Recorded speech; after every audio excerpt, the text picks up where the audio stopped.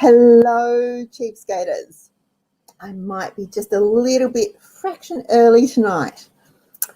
I'm Kath Armstrong, creator of the Cheapskates Club, where our goal is to live life debt-free, cashed up and laughing. If you'd like to join the live chat tonight, you need to be logged into your YouTube channel. Now, that's just what YouTube calls an account, or your Gmail account.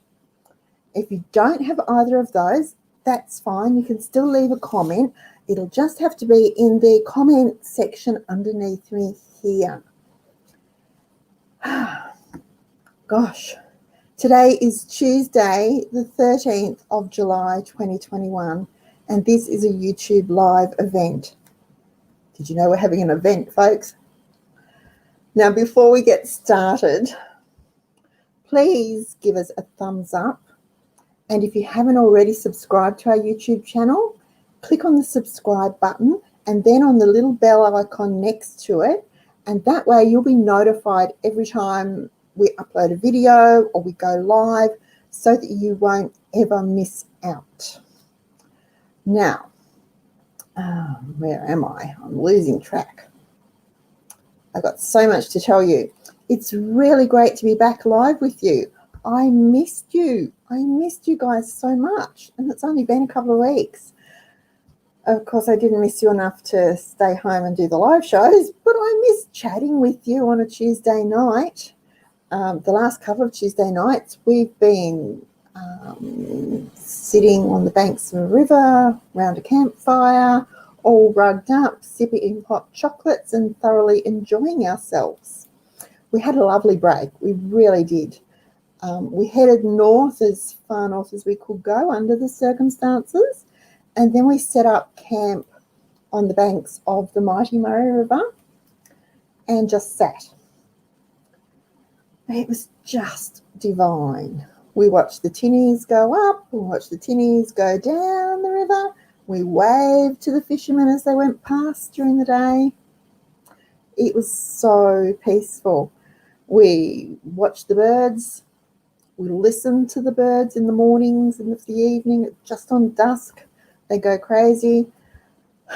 We were arguing over whether we could hear koalas or something else. Sounded like koalas, but who knows. We watched the clouds sail past. Yes, we could watch the clouds sail past. The skies were blue. It was beautiful. Absolute bliss. Not a soul around, and it was so peaceful. The weather was perfect. We had sunny days, we had such a light breeze, and it was actually warm. Well, compared to here at home, it was warm. We did that for a few days, and then we packed up and came south again, sort of southwest, and to visit some friends and catch up. The last 18 months with lockdowns and travel restrictions and stay-at-home orders and all sorts of things really put a dent in our social life. So it was really nice to catch up with good friends, enjoy a nice meal with them, stayed overnight, got out the maps, and we planned another trip. So here's praying that we will be able to go on our trip next year. When we left them, we sort of started winding our way home. We stopped along the way for a night or two whenever we felt like it. And then we were home. Time to unpack. Yuck, hate unpacking. Do the washing, restock the groceries. We went up to Hannah's and helped put together some of her furniture and things for her. We took a bit of extra stuff up to her, came home again, and we had planned for the next couple of weeks to go to Sydney to visit Wayne's father. But of course, Sydney became a red zone, and then now all of New South Wales is a red zone. So that's out for us. So we'll be spending some time doing chores around the house and relaxing as best we can before Wayne has to go back to work. Anyway, here I am. And tonight's show, seeing I'm so relaxed and chilled, I've called Putting a Dollar Value on Blessings. I used to faithfully document the money we saved and or didn't spend in a little notebook. I'd write down what I did and how much it would cost if we had to buy it. For example, if I made a loaf of bread, I saved 90 cents. If I repaired the hem on a pair of Wayne's work pants, saved $7.50. If I gave the boys haircuts, I saved $13 and so on and on and on and on. And at the end of each day, I would move the savings from the particular spending plan categories. So work pants came from clothing, boys' hair came from, I took that out, toiletries, that sort of thing. And I would move it into our emergency fund so that the money was really saved. Now, I stopped being so faithful about this way back in 2007. I don't really know why. I just know that life became really busy for me personally then. That was when Debt-Free, Cashed Up and Laughing was published. I was away from home a lot. The kids needed more attention because we all know teenagers are such a lot of work. They're fun, but are such a lot of work. And I'm pretty sure there were a dozen other reasons / excuses I could find to, validate me not doing that tracking anymore. But I still shift money from our spending plan categories to our emergency fund. Only these days, I just do it at the end of the month when we sit down and we go over our spending plan and we work out whether we're on budget, over budget, under budget, whatever. Now, my lovely friend Annabelle over at the Bluebirds Are Nesting started the Vicky Challenge a couple of years ago. And that is pretty much doing what I used to do, in that it gives every task a dollar value and then calculates the savings when you moo it instead of outsourcing or buying it. And I was thinking about this yesterday when I was in NQR, which is a discount department store, sorry guys, discount grocer here in Victoria. They sell end of runs, clearance lines, that sort of thing. They had Colgate toothpaste, 2 for $3. So I chuffed off and I added 6 tubes to our toiletries pantry. And this doing that reminded me of a blog post that I wrote a while back that was actually called Putting a Dollar Value on Blessings. In that blog post, I remembered that Wendy had blessed us with some gravy sachets, something I would never buy. Now, I normally make gravy from scratch. I use the pan drippings and some stock and some plain flour. Or if I'm in an absolute hurry, I have some generic gravy powder that I just add to water and mix up. So I had no idea just how much these gravy sachets actually cost. Now, I went back to the blog post to refresh my memory.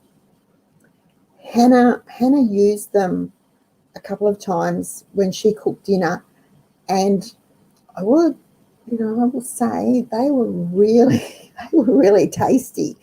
It was really nice gravy. Well, it had a good flavour to it, and we all liked it, and there were absolutely no complaints, and everyone commented on how good it was, which either means I need to lift my gravy game or it was really, really good.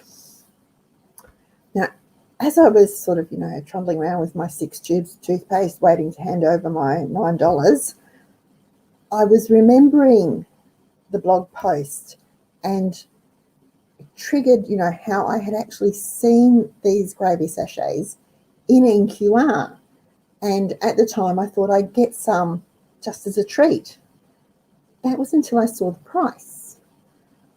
Now, these were just little sort of 2 in a packet, and they're skinny little things.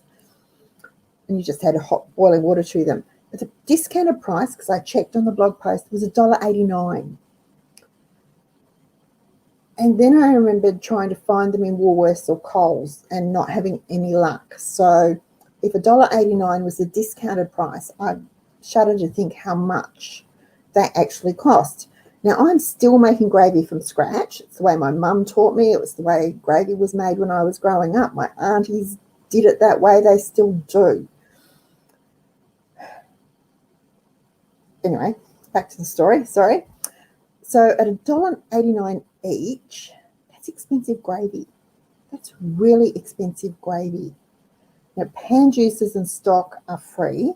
2 tablespoons of plain flour costs 5 cents, maybe 10 cents if you buy brand flour. You add another 2 cents for salt and pepper, and your jug of gravy costs around 7 cents. So back when I wrote the blog post, that was a saving of $1.82 just on gravy. And that was a $3.78 blessing we received.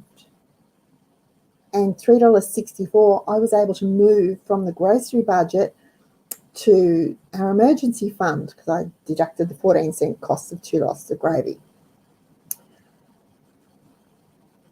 But it's not just groceries that are blessings that you can put a value on. Another time, my lovely friend Carol blessed me with beautiful papers and cardstocks, and I used them to make cards and other gifts. I did some scrapbooks with them. Now, at the time, I used the Kaiser Craft price where you get 12 sheets of 12 by 12 cardstock for $5. And I used that to calculate, what the original retail value of this stack of paper and cardstock would be, because I had absolutely no idea. And so I moved $15 from my spending money to our holiday fund on that. And that instance, it needed a bit of a boost. Then swing forward a few years to this week, and a neighbour blessed us with oranges. Now, I checked the price at a local greengrocer, and oranges were on sale for $1.99 a kilo. So I had 3 buckets full that weighed in at just on 18 kilos. So that was a blessing of $35.82 if I did my sums right. Now, someone will give you oranges and you'll go, oh, thank you very much, they'll come in handy. If they gave you the cash, the $35.82, somehow, because it's actually money in your hand, it seems more valuable.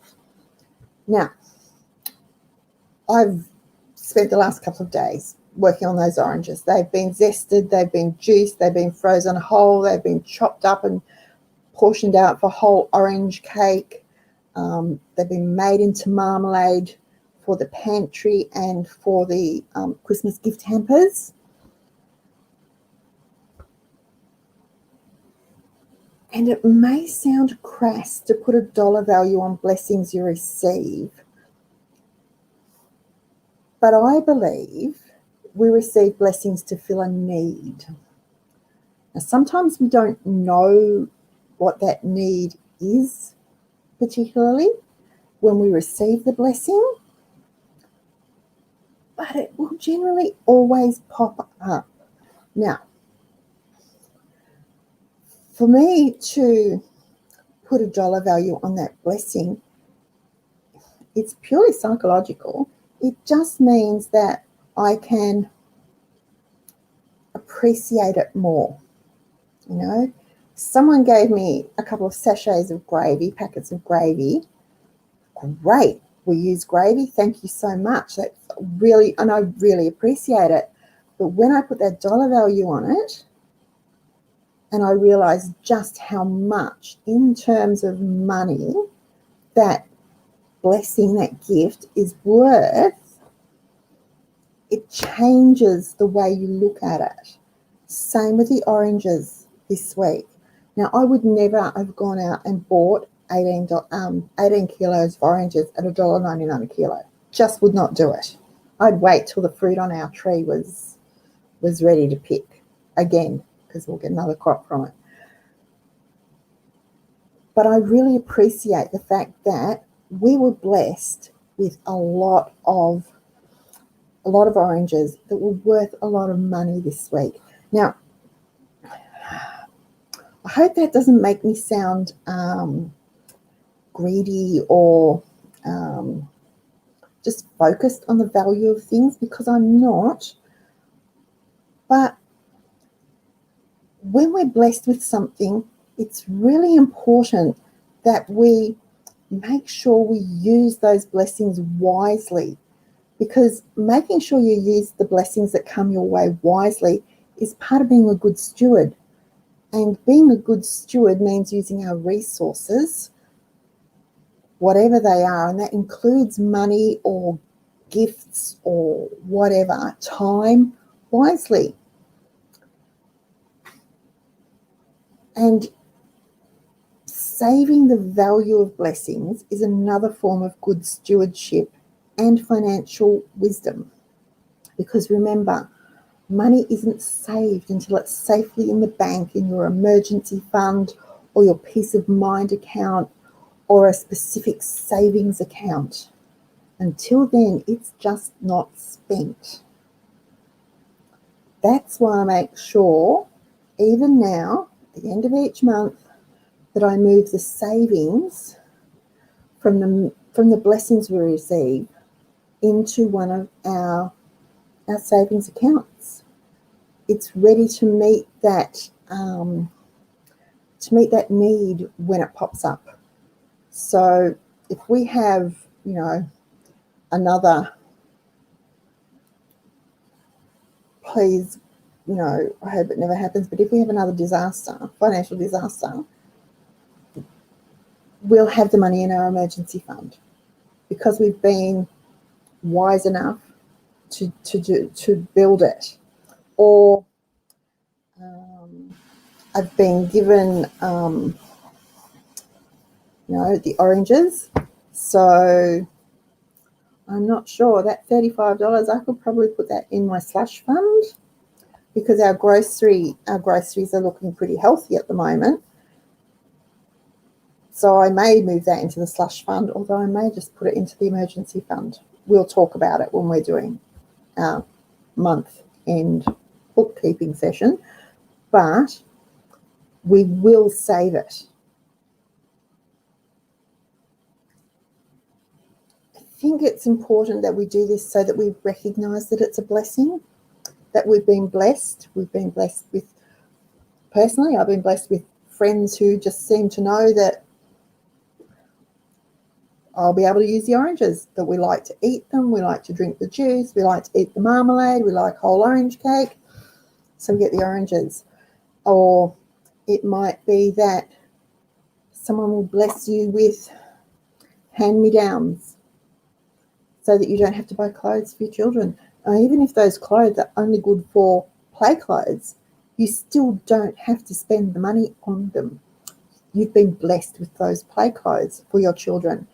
And if they're play clothes, it doesn't matter if they get dirty or they might get a rip in the knee. You could just mend it and send them back out to play.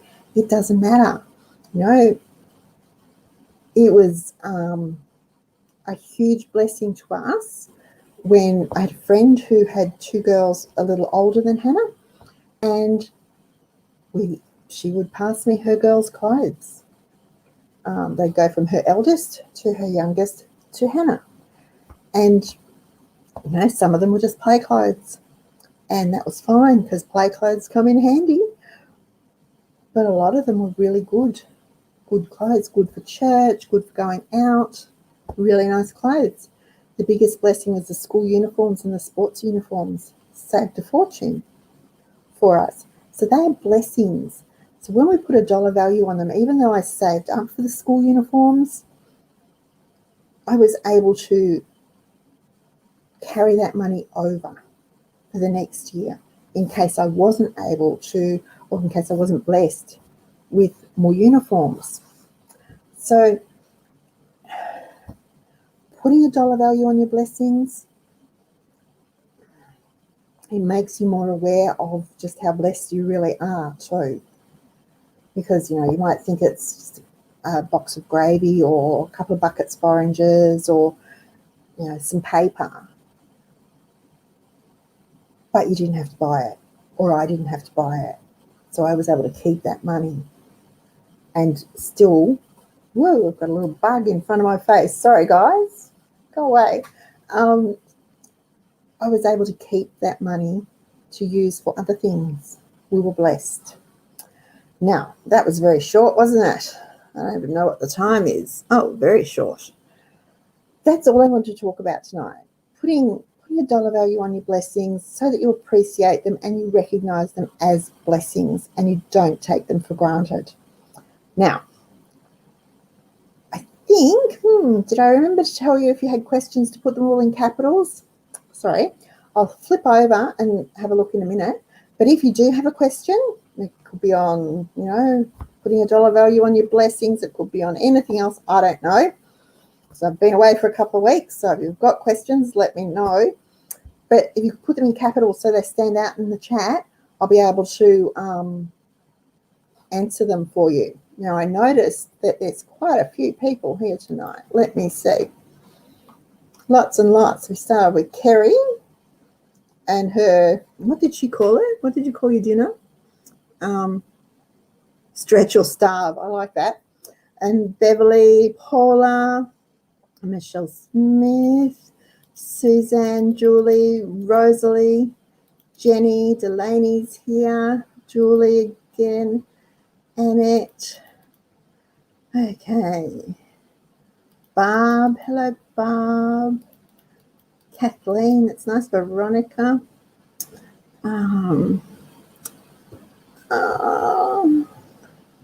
Roseanne. Outback 6. Let me see.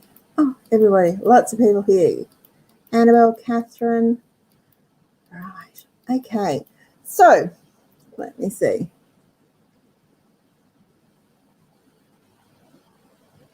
Oh. I'm probably a bit behind with the comments today. Sorry, I need to add new glasses, but I just don't.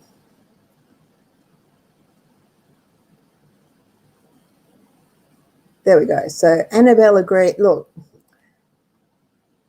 the lovely Annabelle Smith, and she says, let me see if I can do this. Here we go. Annabelle says, she does think that realising the value of things can help realise how blessed we are and also how much our work pays off. And it's true, guys. Often we might think that all we do is scrimp and scrape and make things and dig in the garden and cook and mend and sew and knit and wash windows or whatever. And is it really worth it? Yeah, it is. Really, really worth it. I make cinnamon scrolls, really easy cinnamon scrolls. I've got a couple of recipes. They're over on the Cheapskates Club website. And if I remember, I'll put the link underneath and you can go. But there's one bit more complicated, one's a simple one. But scrolls at our local bakery, just our little local bakery across the road, $3.80 each. I can make 12 or 13, depending on how big I want to cut them, for around $2.60, as opposed to $3.80 each. Now, it is really nice to occasionally indulge and buy a scroll from the bakery. I have to say, they're not as good as the ones I make. And I'm not a fantastic cook. I'm not a great baker. But they're just, and I think it's because they come from a mix. Whereas I measure out the flour, I measure out the yeast, I measure out the sugar, I make my cinnamon sugar, I make the glaze, I make maple glaze for them. I make it all from scratch. And it really doesn't take that long. 10 minutes probably to mix it all up and get it all rolled out ready to rise. It's simple. So, that's when our efforts pay off. And that's when we need to realise that, yes, we can do these things. It's really simple because perhaps what do you say? You might want to stay at home with your children. You might want to be a full-time stay-at-home mum instead of working, and you'll think you can't afford it.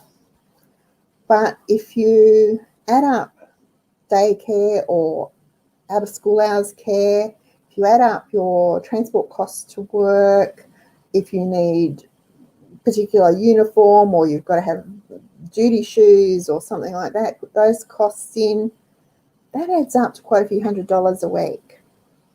Now, probably you'll spend a lot more because you'll be rushed and tired and you'll be stressed, and so you will slip a lot more convenience things into your shopping trolley. They may not be obvious convenience things, and they may be really good for you. They don't necessarily have to be rubbish, but that all adds up. So if you add all that up, plus your travelling time to and from work, often you're really not working for very much at all if you do your hourly rate.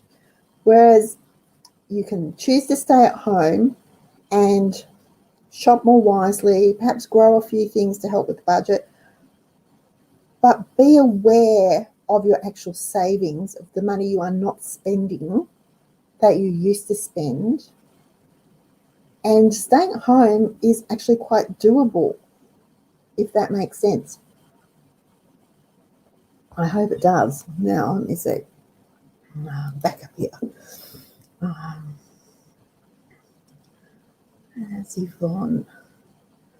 I've lost my clicker. Sorry, guys.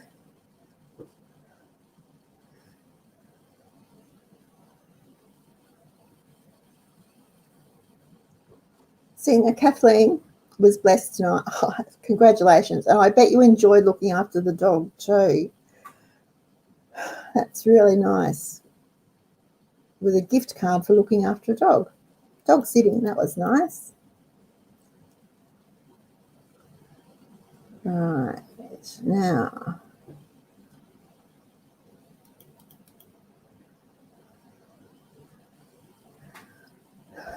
$16 rubies. That's my friend Roseanne. Isn't she gorgeous? Now she says, because I think she's a bit like us, we only cook from scratch here. I sit sometimes and see how much we save by doing homemade compared to pre-made.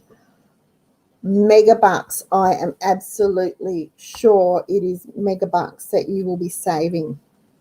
Even things like, oh gosh, salads, bagged salads, yeah. It was just lettuce. It wasn't even a lettuce mix. It was just sort of chopped up iceberg lettuce in a bag, and it was $3.95. And it was about 150, 180 grams. Very expensive way to get a salad, guys. If you don't want to grow your lettuce, at least buy a whole lettuce. You can buy a lettuce, a cucumber, a red onion.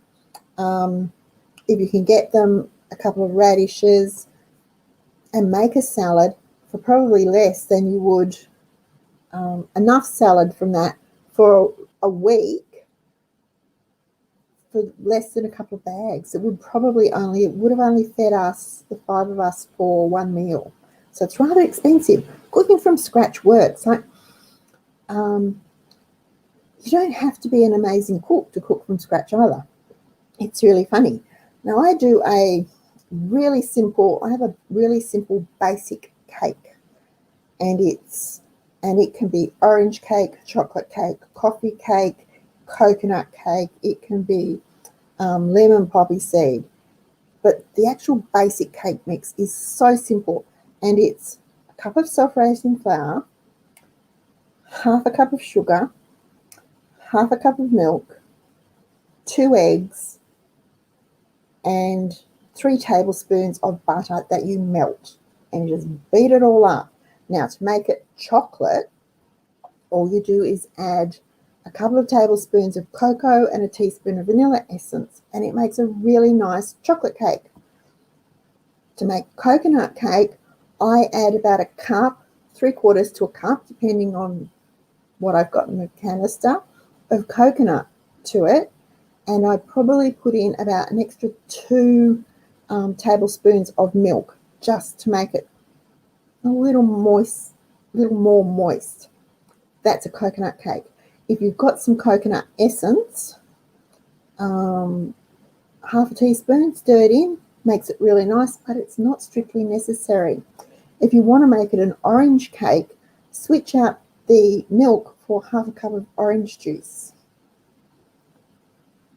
You can add some grated zest if you want to. Put orange icing on it. It's a really nice orange cake. Really simple, really quick. If you make it in a round tin, it takes about 25 minutes to cook. I will often do it in a lamington tray, and it takes 20 to 25 minutes, depending on which version I'm making, to cook in a moderate oven, so a 180-degree oven. It's really simple. To make coffee cake, I dissolve 2 teaspoons because I like coffee flavour. If I'm having coffee cake, I want it to taste like coffee. So I dissolve 2 teaspoons of instant coffee in the milk before I add it to the mixture. It's really versatile. Now that recipe is on the Cheapskates Club website. It's just called I think it's called One Bowl Cake. It's really simple. It's basic, and I think perhaps it might even have been the very first cake Mum let me make on my own. But I have been making it for so many years. So many years. You want to make sultana cake, add some sultanas to it. If you want to make cherry cake, add some sliced glacé cherries to it. It's really, really versatile and so simple. It makes great cupcakes. It makes great butterfly cakes. It makes really good butterfly cakes. If you make them the day before, then you cut the circle out, put the cream in, slice the wings, pop them on. Perfect.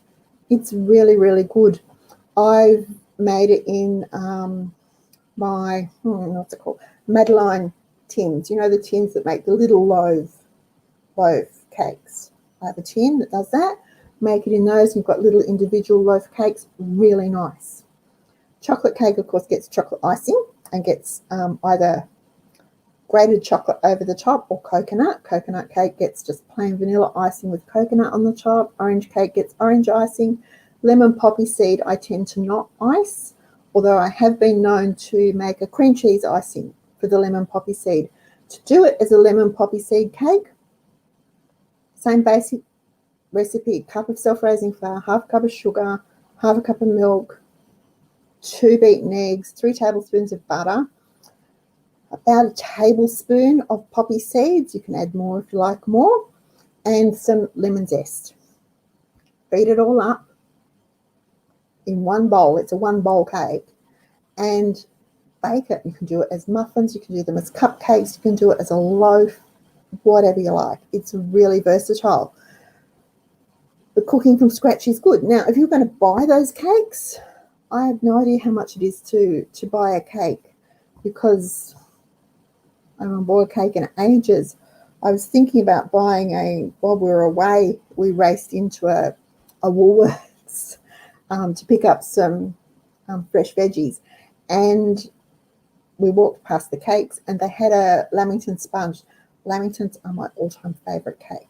Love Lamingtons. And they had this Lamington cream sponge there, and I was tempted to pick it up and put it in the trolley because we were on holidays, but there were only 2 of us and we'd never been able to eat it. Well, we probably would have been able to eat it quickly, but we shouldn't have been eating it that quickly, so I left it behind. So I don't know how much cakes are. I didn't even look at the price of it, but I'm pretty sure they cost more than, it's $25, $50. It costs around $1, about $1.55 to make that cake, less if you have your own eggs. So it's a pretty cheap cake to make. All right. Annabelle says the gravy sachets are a very helpful little luxury, but they show how much a big pan of homemade gravy is like 6 of these. Yeah. Well, the interesting thing, Annabelle, with the gravy is I freeze it. I don't know.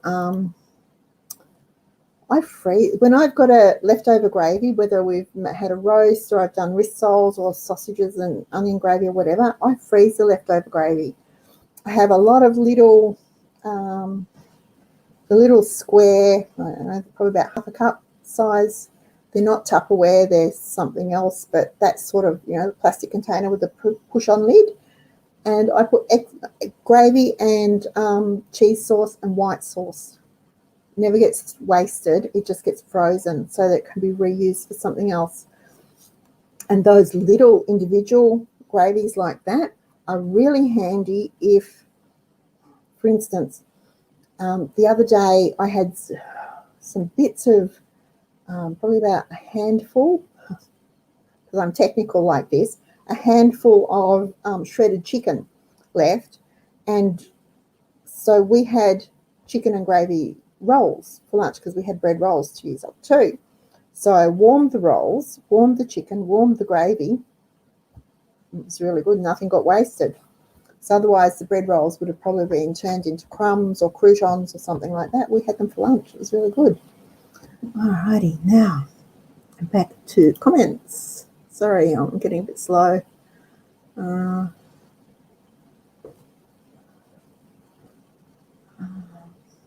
Can't see something's in my way. Sorry, guys.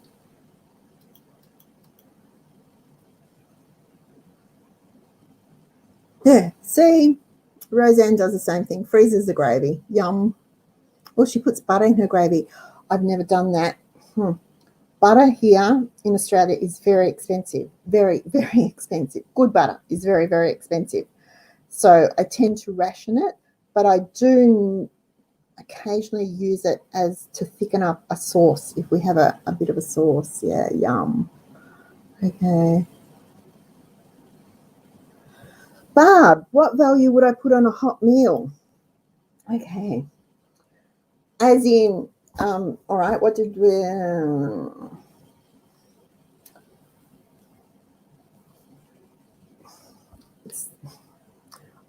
hot meals, you know what? It's been a while since we've actually eaten out too. Mind you, I suppose for most of us, we haven't eaten out in a very long time. But I know when I do parmas for the family, so I'll do chicken parmas, and I usually make wedges because we like parmas with wedges. So we'll have those, and I do a side salad. Now, I know that we were talking about this with our friends on last week because they were saying they had been out the night before for their son-in-law's birthday, and he had a Scotch fillet steak that was topped with calamari and prawns. And everyone's sitting down, because you might not be shocked about this, because I nearly fell off my chair.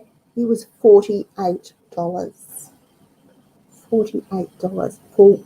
Now that's a week's worth of groceries. That's $48. Now, it was his birthday. It was a special occasion. I'm not saying he shouldn't have done it, but I struggle with that because I would sit there and I love to eat out because I love eating something that someone else has cooked. But it's more fun if someone else has cooked it and it's really nice. And I generally don't worry about the price if it's something, if I can enjoy it. Because we don't do it a lot, I enjoy it, then I don't usually worry about the price. But $48, and that was for just one of the meals of a table of 12. Ouch. I was gobsmacked. Now, I know that steak is rather expensive, but there's ways of getting around it, But Barb, if I put a value on a meal, what I try to do for us, I'm still trying to stick to the $5 per meal meat budget. It's getting harder. It is getting harder. I will admit that. I'm finding I'm stretching things more. And of course it helps that we can stretch things. And that comes down to knowing how to cook from scratch. But if I was going to, for instance, do our parma with the wedges and the salad, I'm pretty sure our local club, which is just sort of down the road a little bit, I'm pretty sure they do a special parma night and they are $19. So while I don't do it with our regular meals, it would be, I don't think, because I don't think I could afford to. Seriously, Barb, I don't think I could afford to, because $19 by 5, so that's $95. And a parma costs around, for the 5 of us, it's about, the parmas with the wedges and the salad is around $9. Probably not even, but that's being generous with throwing in the dressing and the sour cream or whatever else, the sweet chili they have on their wedges and stuff, will be about $9. So that's $1.80 each. So that's a big difference. A big difference as opposed to the $95 if we bought them at the club. Again, if it's a treat and it's really nice and it's really good and we enjoy it, I don't worry about it so much because we don't do it all the time. If we were going to do it all the time, I'm pretty sure we wouldn't appreciate it for a start. But yeah, so for your average meal, maybe, I don't know how much meals cost nowadays. There used to be a really, this sort of, what's the food hall type place in the old Ringwood Market. Some Melburnians might remember the old Ringwood Market. Costco is on that site now. And there was this, they had a food hall, but there was one cafe type thing in the food hall, and they did a roast dinner for $4.50 a serve. And even back then, it was, Mum and I would get one and split it between us. It was a huge meal, and it was actually less than that because she had her seniors card, so I think she only paid $4 for it. It was a really good meal. Now, and we used to talk about, she would say, if she didn't cook for herself, she would be quite happy to go there a couple of times a week and get a takeaway meal to take home and have it, eat it, whatever, because it would be cheaper for her to do that than do the roast at home herself. So, yeah. Have I answered that question, or have I waffled a bit? I think I've waffled a bit. I'm really sorry about that, Barb. But yeah, I don't really know how much meals cost these days because we don't do them a lot. I know we had fish and chips for tea 5 or 6 weeks ago. AJ shouted us fish and chips for tea, and I didn't really think much of it because, it was like 5 pieces of fish, some chips, some potato cakes. It was over $70, and I was like, really? How can it be so much? So I don't know. All right, now let me find you people again.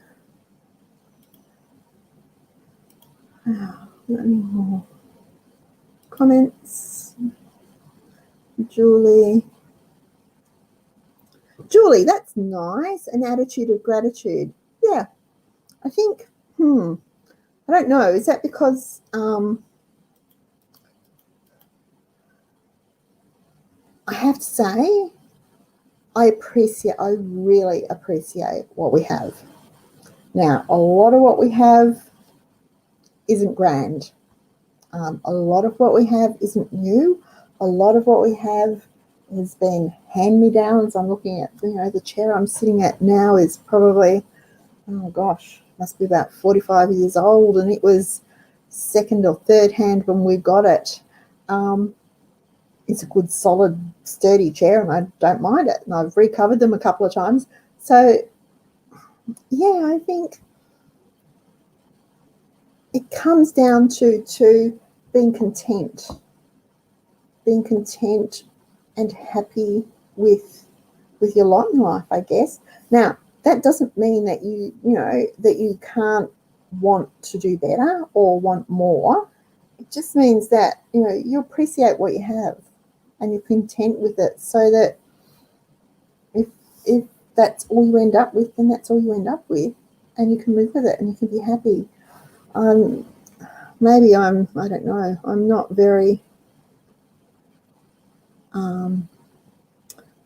very worldly, perhaps. Is that it? No. Now, we updated my car this year. We do that every 10 years or so. And this year, we actually bought a brand new car.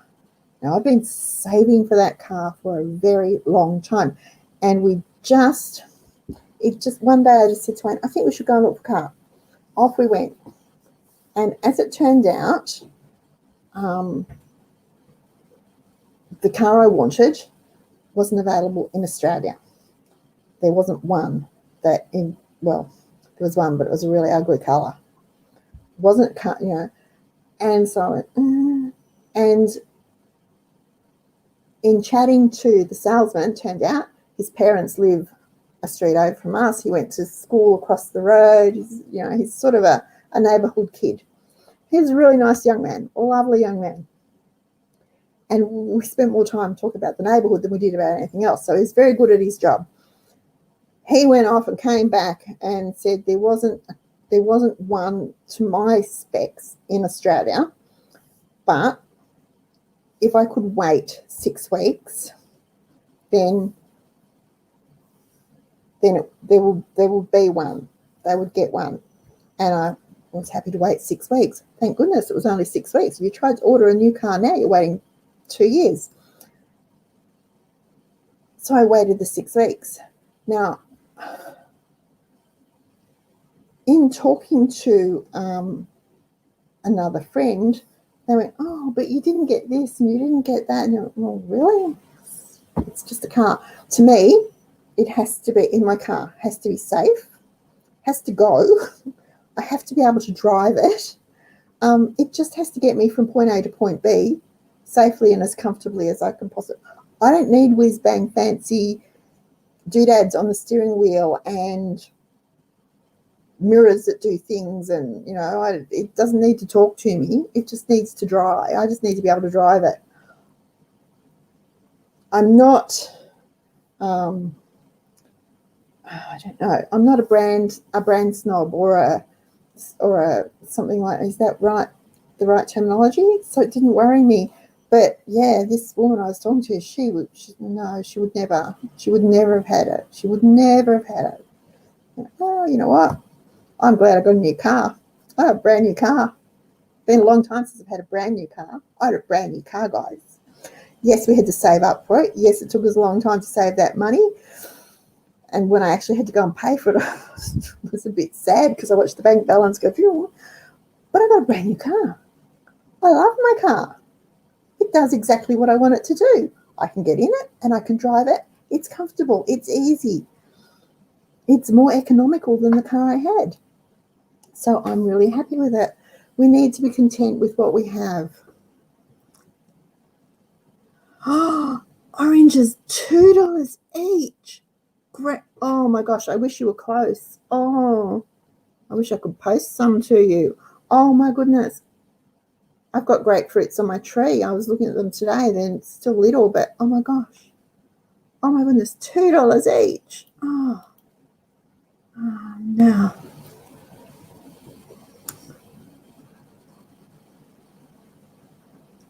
$10.45. Sorry, but I've lost my doobie. Sorry, guys.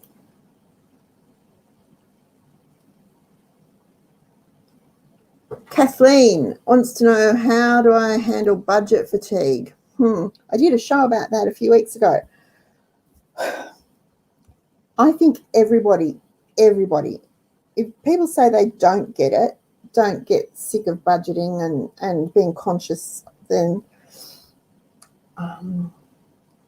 maybe they're living in la la land. Because and I like figures and adding up and subtracting and watching things grow and moving things around. I like doing that.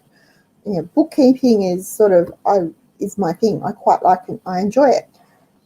But even I get a bit sick of it, and there have been times, not so much now because our life is so much easier now, but there were times, 20 years ago when we had little kids, we had school fees, we had mortgage, and minimum wage, and it was just, there were days I just wanted to hide in the wardrobe and not come out because it just felt too hard. I was sick of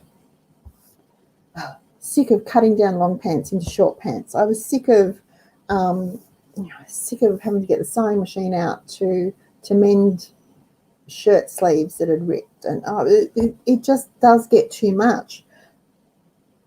But then, I don't know, something would happen and it would be like, well, you know what, we're this close to our goal of whatever, so we'll just keep going.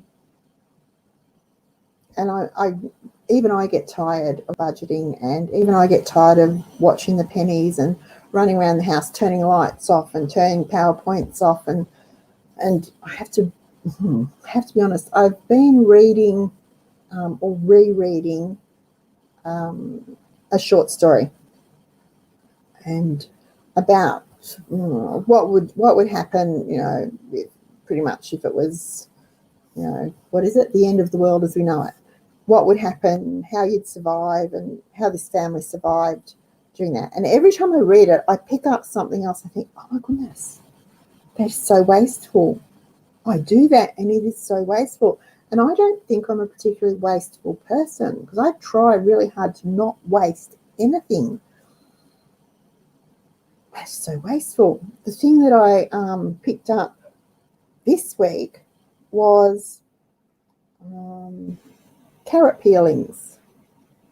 Now, when I peel the veggies, so I scrub the potatoes. I don't buy washed potatoes. I don't like washed potatoes because they've been tumbled about. I've seen how they wash them. They tumble them about. They're bruised and battered before they don't last as long. So I just get brushed potatoes. And so I'll scrub them, fill a bowl with water, let them soak for a bit, and then I've got a brush and I'll scrub them, and then I'll peel them.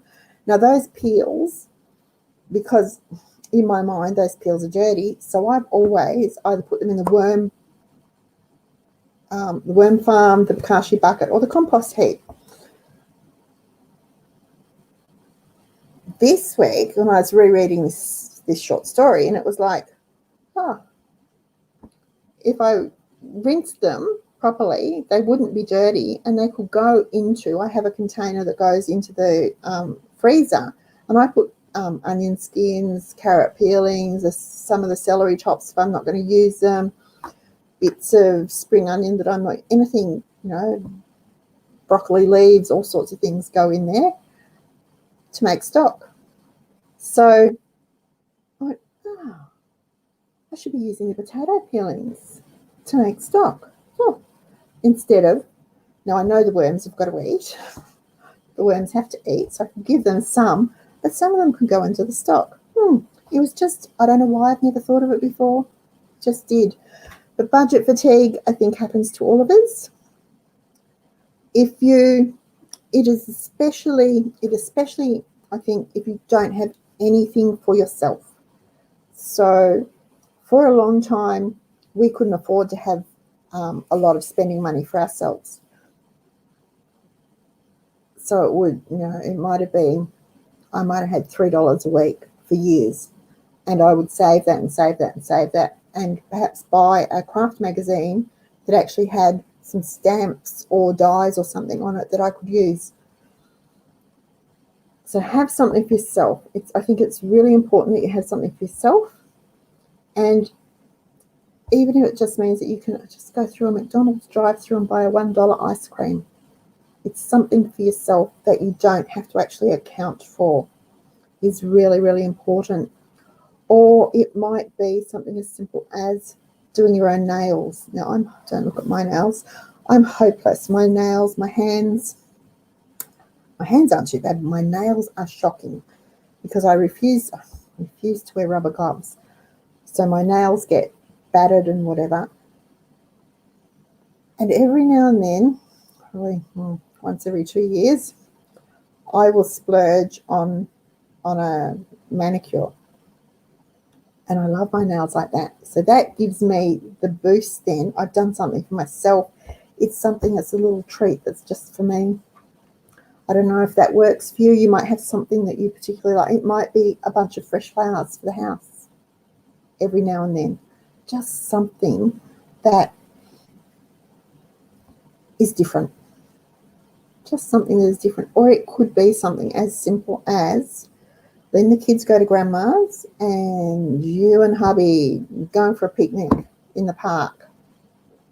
Not quite this time of year because it's quite chilly out there unless you're in the far north. But something like that. Just something to break the monotony and something you don't have to worry about the cost. Now, Barb says cost $10.45 for 1.5 of chicken breast fillets. That's good for your groceries. Okay. All right.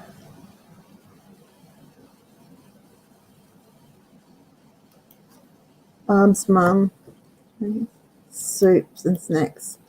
Do you know, nothing, a pot of soup is such a frugal meal, but it is such a comforting. It's cozy. It's a nice meal, and it doesn't have to cost anything. Now, I had an email this morning, or it was in the pile of emails I tried to answer this morning about vegetable soup. Okay, so when I make vegetable soup, I don't actually have a recipe. Sorry, guys, I don't use recipes as such. Depending on whether I want it now or whether I want it tomorrow, I'll get out the slow cooker or the pressure cooker, and it's stock. So the stock comes from the freezer or the fridge. And I make my stock with, when I steam the veggies, I save the water. That goes into the stock pot. Then any bones, obviously, and all the regular veggie peelings and things to make stock. So I have stock. Then I usually put in soup mix. Now, the soup mix can be your traditional lentil type mix, or it can be the Italian bean mix. Whatever I have goes in. Sometimes if I put pasta in, sometimes I put rice in. Just a little bit, probably half a cup is enough. Then it'll be a jar of tomatoes or a tin of tomatoes, or if we've got lots of fresh tomatoes, it'll be fresh tomatoes go in, onions, celery, carrots. I've been known to chop broccoli and put broccoli in. I'll usually let it simmer for a while and give it a taste. Sometimes it might need some celery salt or something like that, just to give it a bit of a boost in flavour. That's my vegetable soup, and it's really inexpensive. Now, I used to grow celery, but I don't grow celery anymore because it takes a long time, and it takes a lot of space, and it takes a lot of water. And I can usually get it for between $1 and $1.50 a bunch. And a bunch of celery gives you a lot of celery when you slice it or dice it. And I use the celery leaves. Celery leaves go in the soup pot. I just slice them up. Or I use them, I'll dehydrate them and put them in salt to make celery salt. If I dehydrate them, then I grind them in the coffee grinder so they're a powder, and mix them with salt to make celery salt. Simple things are really, they don't cost much. They don't have to cost much, but they're soothing. Kerry says she cuts the breasts in half. Yep, I slice them that way, always. And if they're sometimes I think we've got dinosaur chickens, because the chicken breasts are really big, so I can often get 3 out of them. When I'm doing parmas, I use fresh breadcrumbs. I don't use dried breadcrumbs, I use fresh breadcrumbs. So it's flour, egg wash, fresh breadcrumbs. And in the fresh breadcrumbs, if it's just going to be, well, okay, if it's just going to be a plain schnitzel, fresh breadcrumbs with some parsley and some Parmesan cheese, grated Parmesan cheese in there. If it's going to be a parma, then it's just plain breadcrumbs. So flour, egg wash, breadcrumbs into the fridge for half an hour or so to let the crumbs set. I brown it in the pan and then I finish it off in the oven. I never try to cook anything that's crumbed. I never try to cook in the fry pan because I will always burn it. Always burn it. So I brown it and put it on a baking sheet in the oven. And then if doing that, then I've usually got bread in the bottom or something else to go into so that the oven's not wasted.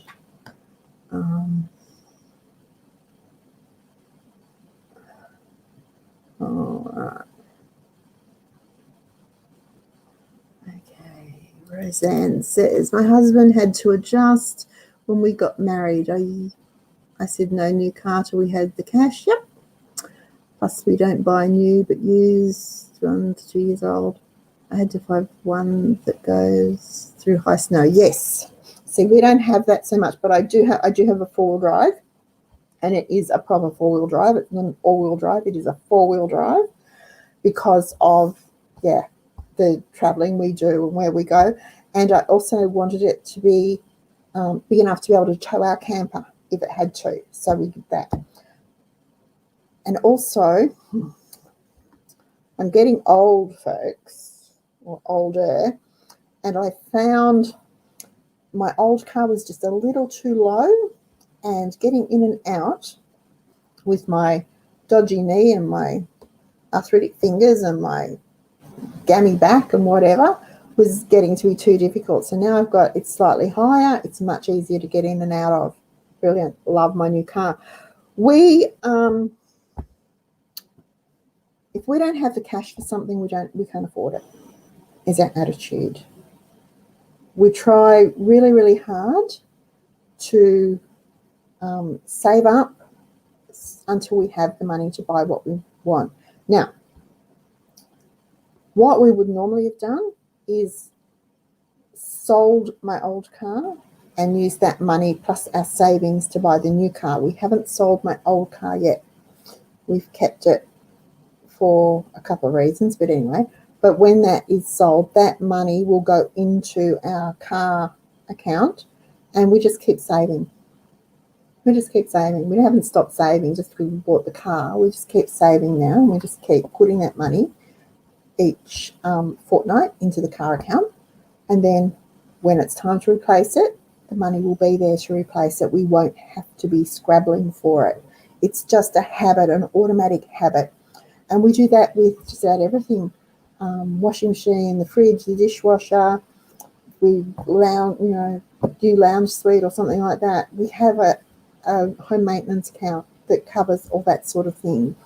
So we just automatically save for it. And yeah, Roseanne, my husband wondered what had hit him when he married me too, because first of all, I made him eat vegetables. Oh man, goodness me. Didn't know what vegetables were.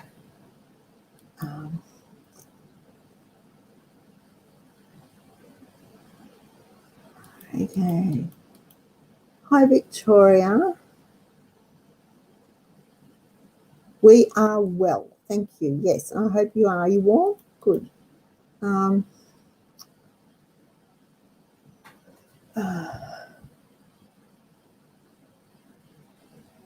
Kerry's, yes, it is going to be quite nasty weather here for the rest of the week. Big rainstorms and snow and hail and all sorts of things.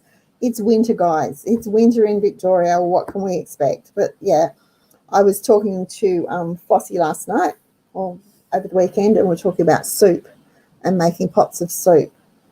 And get more soup in, and I've got the bread maker out, so I have soup and fresh bread. It would just be perfect. Oh, Veronica, I haven't made potato peel chips for a long time. They used to be called Hot Lips. There used to be where the Sofitel is in Melbourne now. Used to be, forgotten the name of it. Anyway, it was a big, big Japanese department store. Totally forgotten the name of it. This is going back to the 1990s.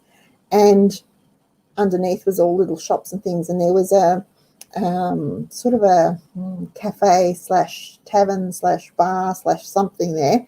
And they used to serve potato peelings and they called them Hot Lips. And I think that was the first time I'd actually had fried potato peelings. Yeah.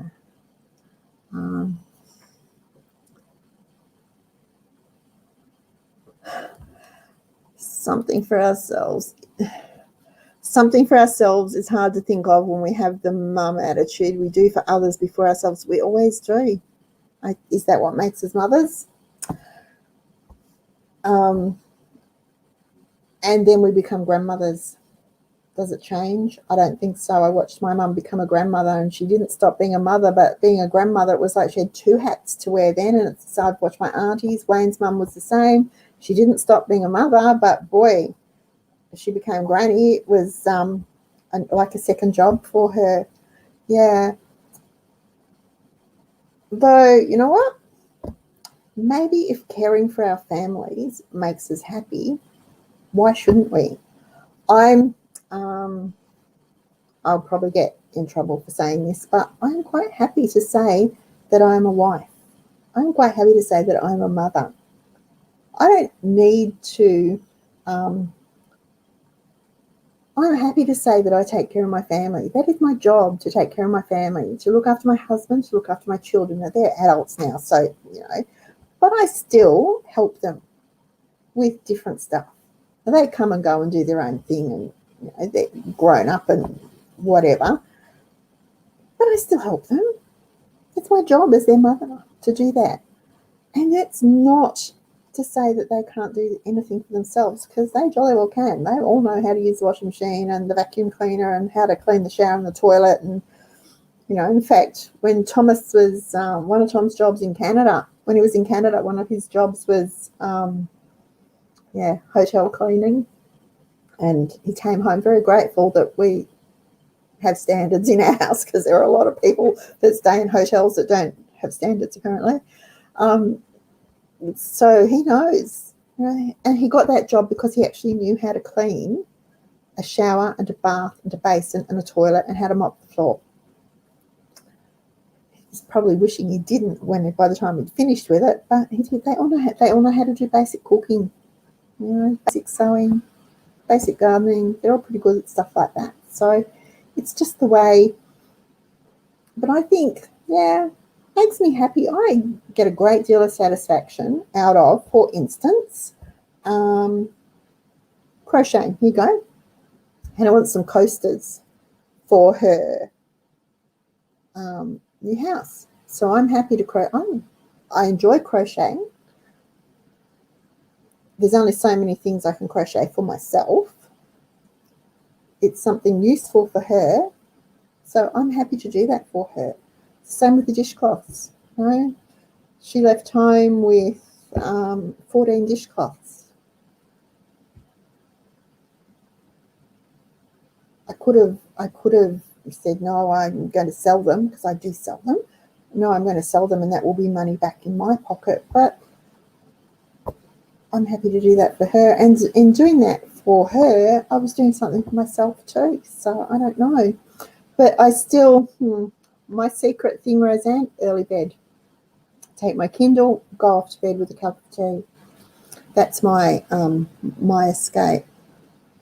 That's what I do for myself these days. Nothing too much else.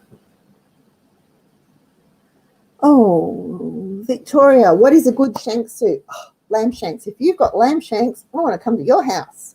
Lamb shanks in the pressure cooker or the slow cooker. You can do them in a pot on the stove if you want to.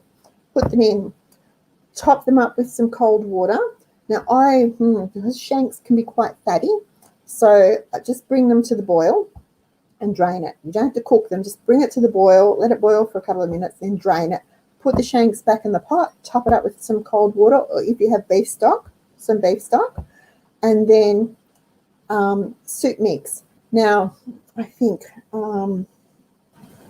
Mackenzie's, I buy it by 5 kilo thing. Just the split pea soup mix. With some onions, some carrots, some potatoes, some celery, and just let it simmer away. Now, if you're doing it in a slow cooker, it can cook overnight or it can cook all day. Pressure cooker, probably 20 minutes. And on the stove, it needs a good 2.5 to 3 hours of slow simmer on the stove. Best soup, lamb shanks. And then by then, the bone should actually just pull out of the meat. So you can just then shred it with a fork if you want to. Yeah, it's yum. I haven't had lamb shanks for so long. Oh, no. I've lost questions again, guys.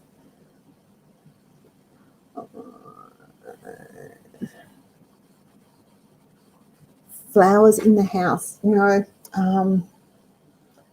Wayne usually spends his money on me. Go figure. He will bring me flowers. Now, sometimes it might just be a bunch of daisies that he's got from the supermarket. Sometimes it's a bouquet of roses or whatever. I love fresh flowers in the house. Love fresh flowers in the house. Always. Mum always had fresh flowers in the house.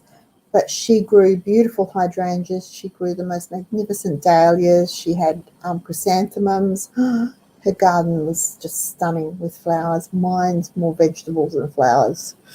But I still like cut flowers in the house.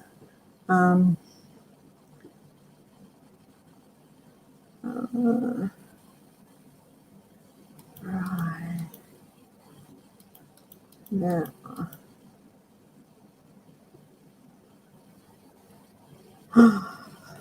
Oh, thrift stores. Hey guys, while we were away, we went into town one day. 6 op shops. 6 op shops.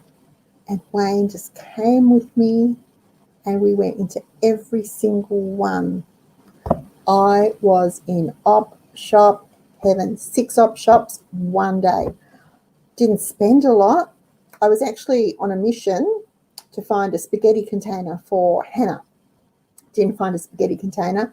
I found some nice doilies. I picked up, I don't even know what the Tupperware box is called. It's a Tupperware box and it's quite about foolscap size.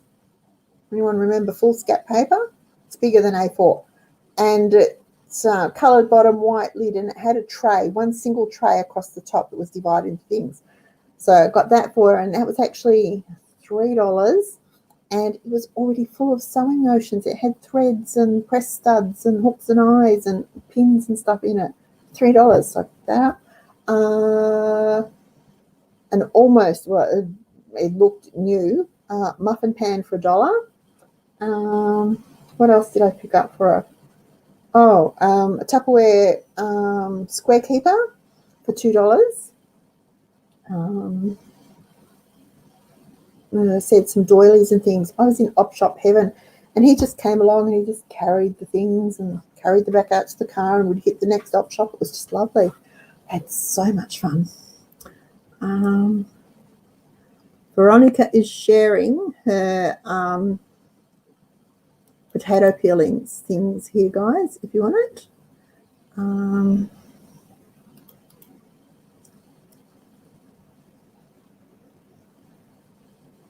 Barley, yeah, good. Good night, Jenny. All right. Love to crochet, but rarely did I make soap bags, scrubbies.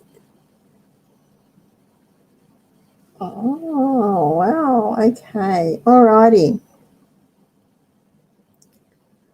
I love op shopping too, Paula. I think it's my favorite thing. It's probably one of the things that I miss the most last year we had that 14 weeks of lockdown and not being able to go out and not move more than 5 kilometres from home and yada, yada, yada.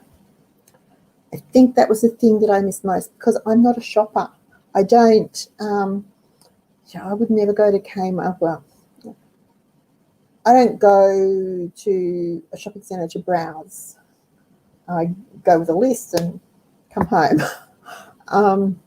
I love op shops. Love op shops. I can spend hours in op shops. And again, I have a little list of things that I want to get, like the spaghetti container for Hannah or whatever. So I'm always keeping my eye open for these things. But yeah, I'm on the hunt for baskets at the moment because I have a project in mind and I want baskets. And I did see some while we were away, but they were $12 each, and I thought, no, that's a bit much. I can get cheaper baskets somewhere else, I'm sure. Anyway, guys, thank you for joining me so much tonight. If you haven't already given us a thumbs up, please do. If you're not already subscribed, please subscribe. But I'm really glad to be back. I'm glad to have had the opportunity to chat with you for a while. But it is way past time to go. So I shall say good night and see you next week, same time next week. Thank you again for joining me. Have a great week. Stay warm. Stay safe. If you need rain, I hope you get it. I know some of you are desperate for rain. Some of us aren't desperate for rain, although we need rain here too. But just stay safe. Take care, stay safe, and I'll be back next week. Good night.